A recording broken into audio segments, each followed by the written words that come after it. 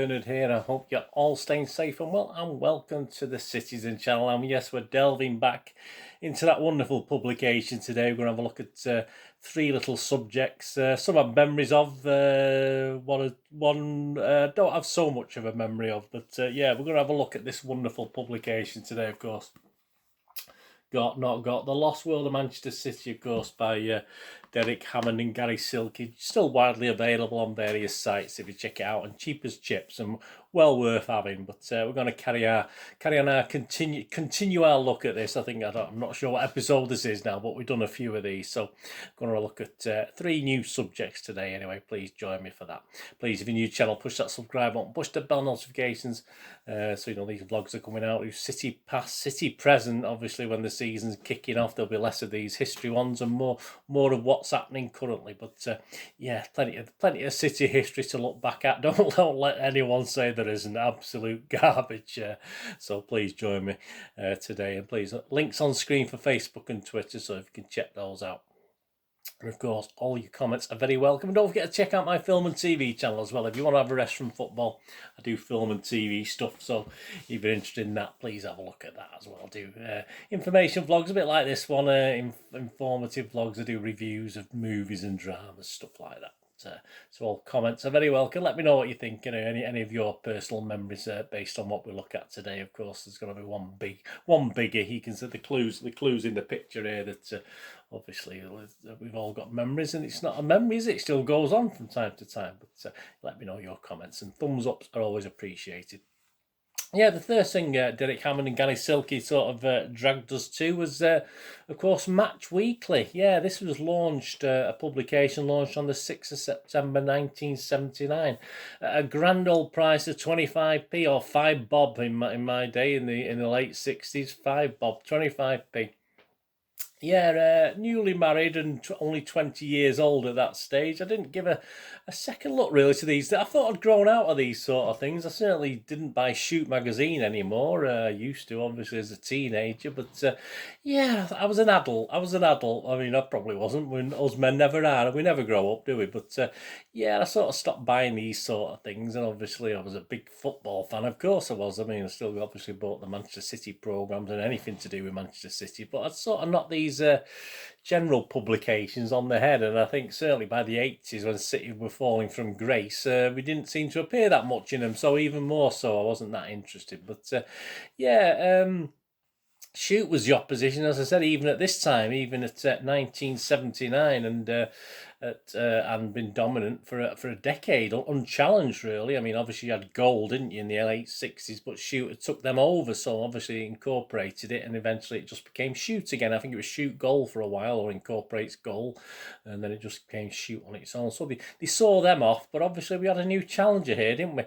Editor Melvin Bagnall at the time said that the aim of the magazine, he didn't mention Shoot by name, of course he wouldn't, it was to improve on anything currently available. Yeah, I mean, that is a fair comment. In some small way, when I do these vlogs, I'm not trying to improve on what's out there. Some great vlogs out there for City fans. I'll try and do something a little bit different. If I was doing the same as everyone else, I probably wouldn't do it. And I try not to do the same as everyone else. I try to be, try to be a little bit different and appealing to everyone out there. So I can agree with that comment from the editor there, and it's fair enough. You know, that's what competition is, obviously, and it was still a big industry, of course, in those days. I mean, don't forget, I was publishing my own little magazines, computer magazines, in the mid to late 80s, and obviously I did want to do a City one at some stage, but it never came about. So it was still big business at the time. Some big firms were getting involved, you know, big organisations.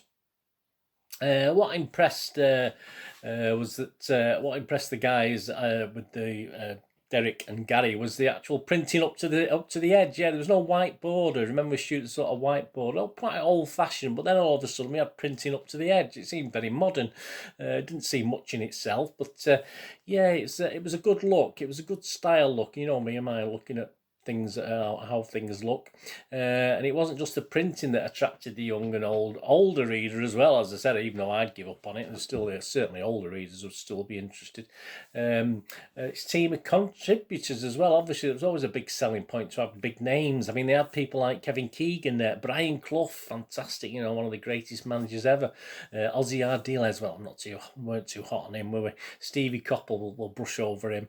Ron Atkinson, don't forget that. This is why I fell out with these magazines. Even at that time, like we get it from the media now, they were all obviously all very Unitified, if you like, at that stage. Unitified, if that's a word.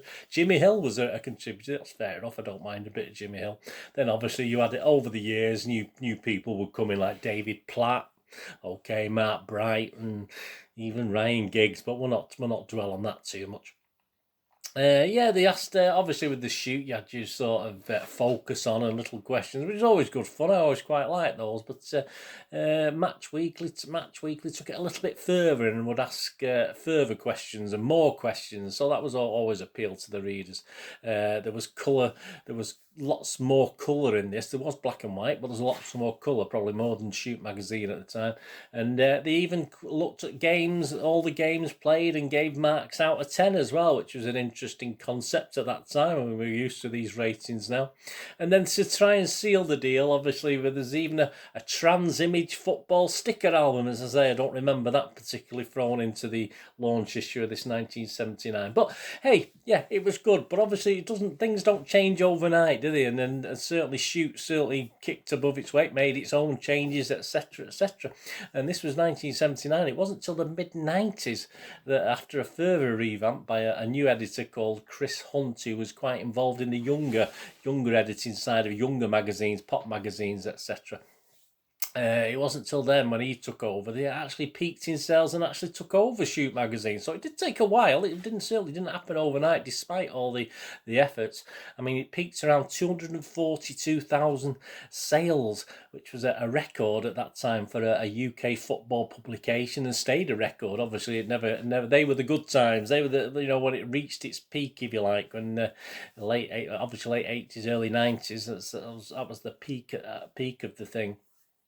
And that 242k was a record, as I said, and it did actually didn't force Shoot out of business as it did some other little magazines, but it certainly moved them into a monthly publication. So they went monthly rather than regularly weekly. So it did have a big effect. And of course, Match is still with us, isn't it? It's just called Match now. You can still subscribe to it. You can, I think it's 20 issues for, is it $12.99, and then obviously it's a bit more after that, but I mean, you can still subscribe to it. You can get the online version, of course, which is, a lot of people are like going back to liking hard copy again, aren't they? But yeah, so it's still with us even to this day, as sadly Shoot passed away, didn't it, in the early 2000s.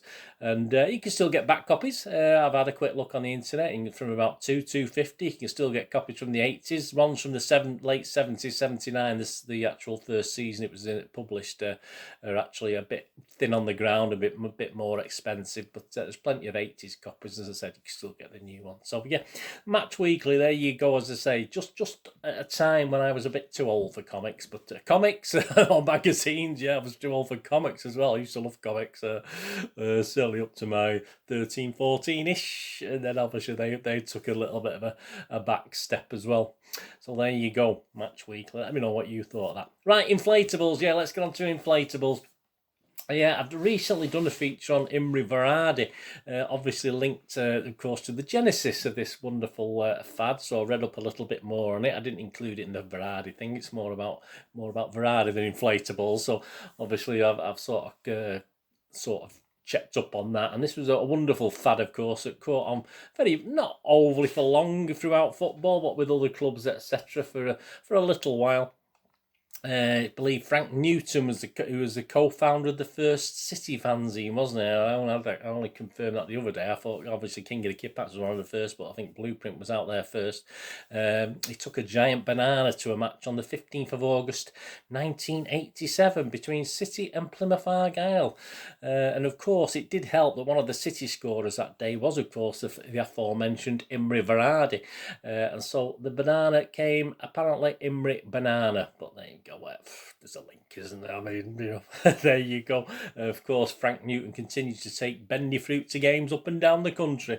And from that, others begin to appear. Of course, it wouldn't just be bananas, would it? As its popularity amongst the City fans grew, obviously other clubs fans began to take bits and pieces as well. And even the commercial side came into it. Commercial ventures was specific to clubs. Obviously, Grimsby and the Haddocks, was it? All those fish you used to have. Norwich had the Canaries, didn't they? Blow up Canaries. United even had the Devils thing, didn't they? I thought, hey, well, there you go.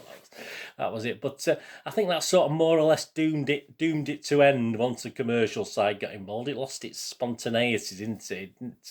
Didn't really go with it, did it? I mean, as I say, City, we had our bananas, but we would throw other inflatables at the thing. So I think it put a lot of fans off, and it all sort of ground to a halt. But as we know, us City fans continue, don't we, with our own little blow-up Frankenstein crocodiles, cigarettes, whales, sheep, ladies, for key important games, of course. We still get them out, don't we? We still get our inflatables out. And of course, over 10 years later, even especially for the 99 playoff, there was loads of them at Wembley for that 99 Gillingham playoff, not talked about enough. My own, I've got it somewhere. It's in a box somewhere. I don't know where I put it, but I've got and it still blows up. It's still in one piece. My own little Buzz Lightyear. I've got a great inflatable Buzz Lightyear. It was decked with a City top. He stood proudly on the tunnel, obviously at the end of Wembley, the old Wembley, of course, the tunnel end. He stood on there for until about 5 minutes before full time. When my lad used to say it was like me playing the bagpipes as I was trying to squeeze life out of him. As we went 2-0 down, I thought I'd had enough of this. Come on, Buzz, we're going to get ready to shoot off as soon as we can. I'm not having carrying you around inflated. So I was there trying to say. My lad said I was like, he looked at me and laughed and said it was like me trying to play a pair of bagpipes, trying to get this inflatable Buzz Lightyear. I mean, obviously, perhaps that was it. Once I got him deflated, we pulled it off, didn't we? So perhaps he was a bad omen. No, I wouldn't have that. I'm not having that said about Buzz Lightyear. Not a cat in hell's chance, no. But there you go. It did take me a couple of equalising goals to deflate, and I was a bit sorry I had done at the end. Obviously, having succeeded, but there you go. Of course, even a few sharks turned up quite recently, didn't they? With Mr. Mendy's shark team quotes.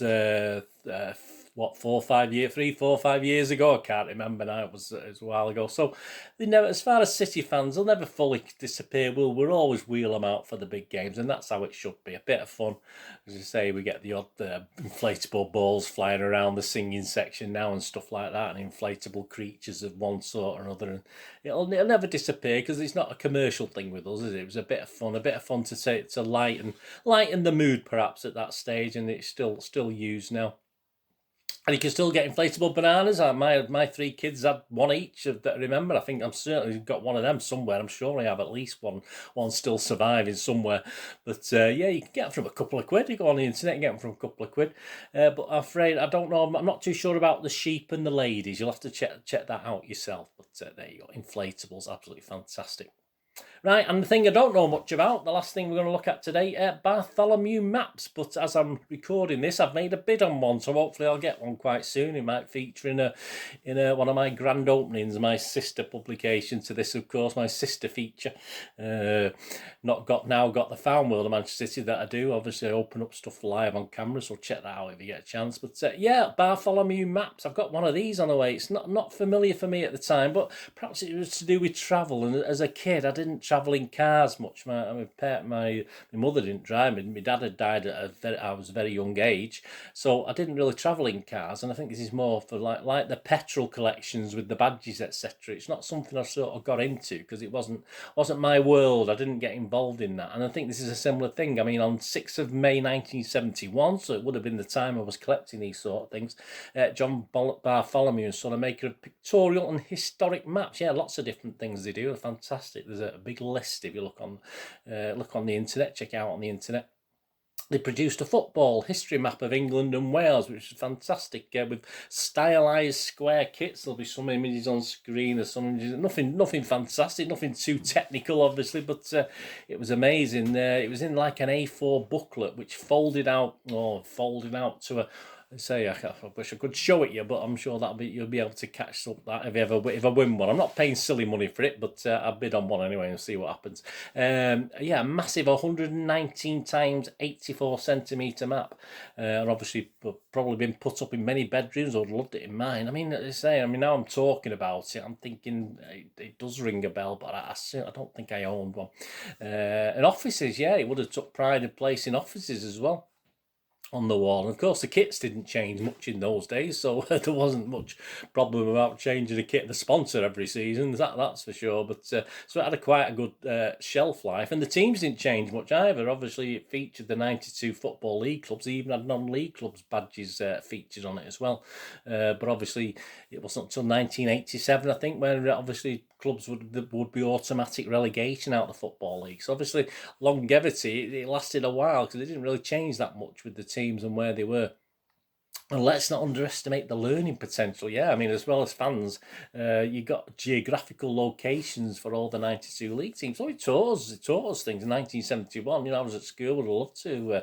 It would have taught us various geographical things, and not a bad thing. I mean, it's this day and age, not many people know where anywhere is it? So it would have taught us young fans, especially, a lot of the locations based on the map. And also, there was an accuracy about it. In fact, you can actually pinpoint. There was a lack of motorways in the early 70s, of course, but at the time, the grounds were quite well pinpointed on the map as well. So you could actually use it. You could actually take it down off your wall if you wanted, put it back into A4, and use it to, if you were travelling to an away game, for instance, use it to pinpoint that away game with all the A roads, etc. So it was quite useful. Even though it's a busy map, you could still make good actual use of it rather than just having it pinned on the wall. And it was also interesting to look at the badges. Yeah, as I said, they had the non-league team. I mean, teams like Altrincham, who were quite well known at the time. I mean, they're not as well known now as they were in those days. I mean, I always remember looking out for Altrincham results, especially these sort of northern teams. You know, up here, I always quite looked to that, and they're doing really, really well.